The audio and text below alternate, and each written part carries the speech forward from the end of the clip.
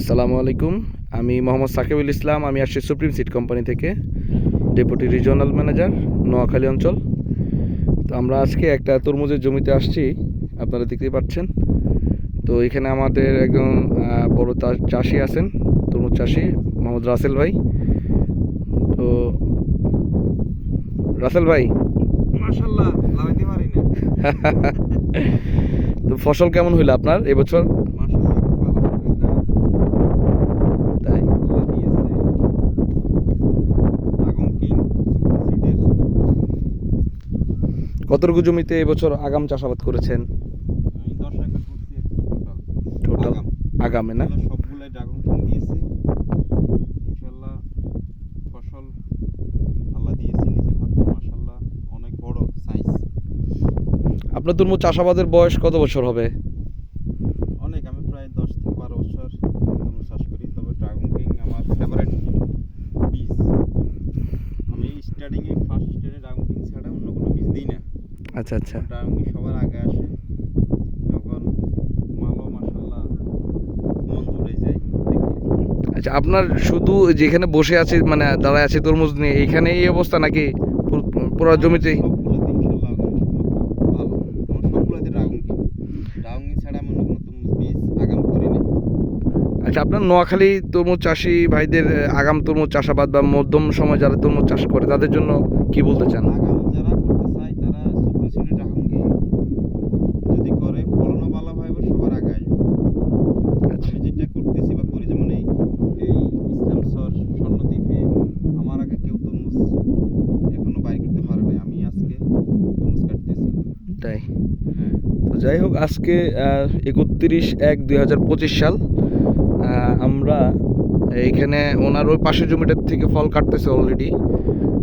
এখানেও কাটবে, ওইটা শেষ হইলে এটা। তো আগাম চাষাবাদের ক্ষেত্রে ড্রাগন কিং মাশাআল্লাহ চমৎকার একটা ফসল। সাইজ বলেন, কালার বলেন, এখানে দেখতে পাচ্ছেন চমৎকার অবস্থা। আমরা একটু দেখি আর ভাইয়ের সাথে সাথে। এই জমিটাতে তো এবছর প্রথম তরমুজ চাষাবাদ হয়েছে না ভাই? হ্যাঁ, এই বছর প্রথম। হুম।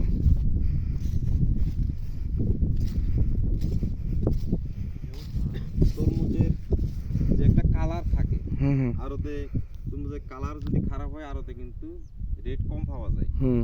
আর আমাদের মাশাআল্লাহ তরমুজের যে কালারটা একদম চকচকে কালার, সুন্দর কালার তরমুজের।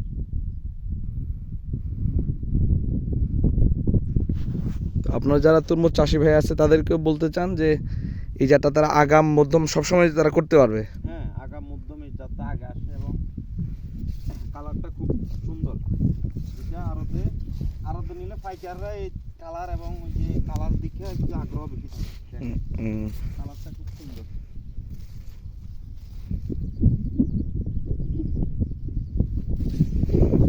মাশাআল্লাহ। কিন্তু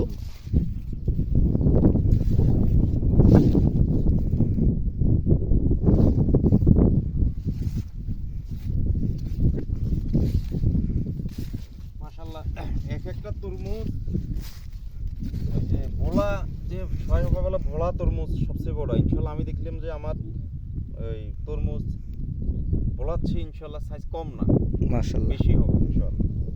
চমৎকার কালার। হ্যাঁ,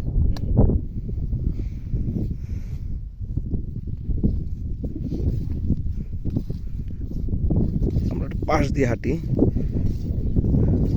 বড় তরমুজের পাশাপাশি দেখা যাচ্ছে নতুন ছোট ছোট কিছু ফলও মানে বসতেছে, তাই না? হ্যাঁ, ছোট তরমুজ যেমন এই উগলা কাটার পরে আমার এই যে পরবর্তীতে এই সাইজ এটা আছে, এরপরে যেমন এই যে এই ছোট এগুলো আছে, এগুলোর পরে আমরা এগুলো আবার পরিচর্যা করে এগুলো আবার আসলে এসব চরে আমি গত বছরও দেখলাম যে কৃষকরা একবার ফল কাটার পরে, দুইবার ফল কাটার পরেও মাশাআল্লাহ যদি গাছটা ঠিক রাখা যায় তো ওইখান থেকেও কৃষকরা মোটামুটি আবার তরমুজ নিতে পারে। এরকম এই ঘটনা ঘটছে গত বছর, তাই না? হ্যাঁ, অনেকে গত বছর 2-3 বার নিচ্ছে।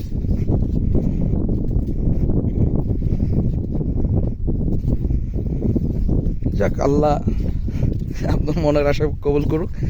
এত কয়েকটা মাস আপনারা খুব পরিশ্রম করে এই চরটাতে চাষাবাদ করছেন, প্রচণ্ড শীতে পরিশ্রম করছেন। এখন আল্লাহ তাআলা হয়তো আপনাদের এই কষ্টের সুফল দিচ্ছে।